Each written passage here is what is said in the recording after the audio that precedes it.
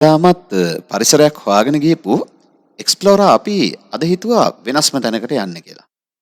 ඔයාලට පේනවා වෙනස්ම ගොඩනැගෙන කෘත්‍රිම පරිසරයක් වගේ. ඇත්තට මේ අපි යන්නේ කෘත්‍රිම පරිසරයක් නෙවෙයි. සොඳුරු පරිසරයක හැදෙන ලස්සන නිර්මාණයක් බලන්න. මේ තමයි ජලාශයක් ඉදිවෙන ආකාරය. මේ ජලාශය නම් කරලා තියෙන්නේ මොරගොල්ල ජලාශය.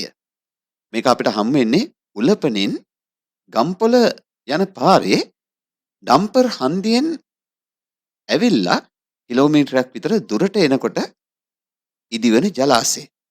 බලමු කොහොමද මේ ජලාශයේ වැඩ කටයුතු සිද්ධ වෙන්නේ කියලා. චීන ආධාර යටතේ හැදෙන ලස්සන ජලාශයක්. ඉතින් අපි දන්නවා ඉහළ කොත්මලේ ඊළඟට අපිට හමු වෙන්නේ මොරගොල්ල ජලාශය. ඉතින් මේ මොරගොල්ල ජලාශයේ ඉදිවෙන අවස්ථාවත් දැක බලා ගන්න ලැබීමත් හරි වාසනාවක්. මොකද ජලාශය ඉදුණෙන් පස්සේ මේ ඔක්කොම වැහිලා යනවා.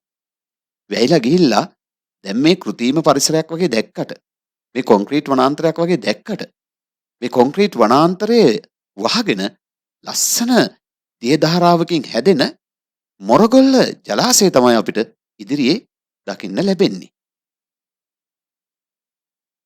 ජලාශය ඉදිවෙන ආකාරය මේ බලන්නකෝ. ජලාශයේ දොරටු මේ දොරටු හැදෙන විදිය අම්මේ කොච්චර විශාලද. මේ ඇවිල්ලා එක කෑල්ලක් විතරයි. මේ වගේ කෑලි ගණනාවක් එකතු කළා තමයි මේ ජලාශයේ දොරටු ජලාශය විවෘත කරන දොරටු හදන්නේ.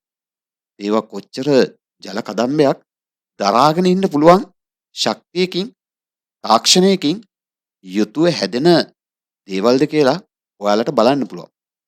මේවා බලන්න පුළුවන් මේ අවස්ථාවේ විතරයි.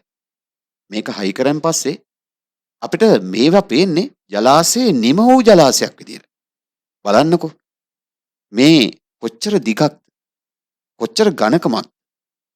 කොච්චර පළලක්ද? මේ වගේ කිහිපයක් එකතු කරලා තමයි මේ වාන් දොරටුවක් හදන්නේ. ඒවා බලලා තියාගන්න.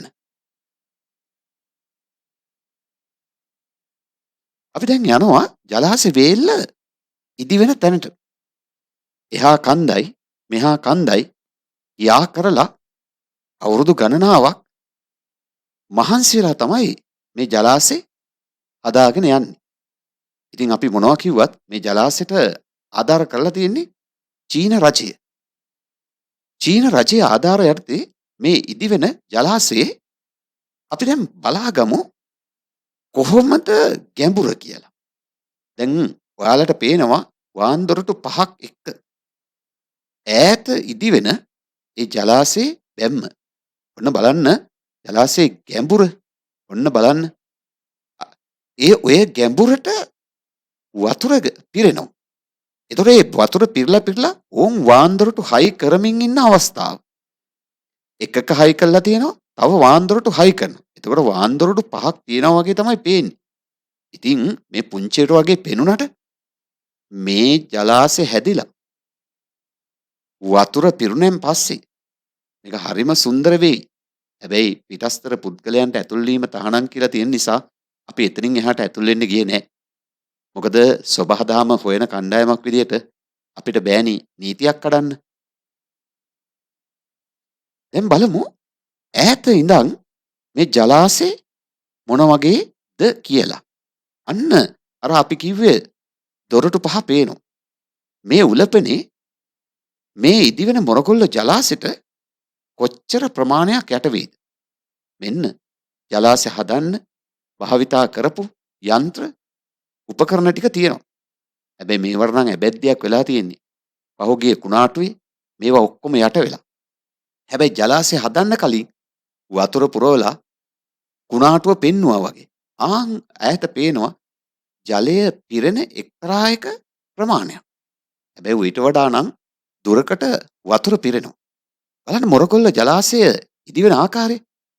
ඔන්න ඔයාලට පුළුවන් සංචාරය කරනකොට ජලාශ කිහිපයක් බලන්න පුළුවන්. ගම්පොලින් නුවරලේ පාරේ ඇවිල්ලා අපි කියන්නේ කැම්ප් සයිට් එකකින් එන පාරේ ඇවිල්ලා මේ ජලාශය කවදා හරි ඔයාලට බලන්න පුළුවන්. ඒ වගේම නාලපිටියෙන් උලපනේට ඇවිල්ලා උලපනේ ඩම්පර් හන්දියෙන් පල්ලෙහාට ඇවිල්ලා මේ ජලාශය බලන්න පුළුවන්. මේක නම් මනරම් පරිසරයක බිහි වෙන අති සුන්දර ජලාශයක් වෙනවා නොඅනුමානයි. එක්ස්ප්ලෝරා ටීම් එක මේ හොයාගෙන යන්නේ මේ වගේ සොඳුරු දර්ශනයක්. ඉතින් අපේ YouTube channel එකත් එක්ක හැමදාම සම්බන්ධ වෙන්න මේ වගේ ලස්සන අලුත් දේවල් බලන්න. එක්ස්ප්ලෝරා අපි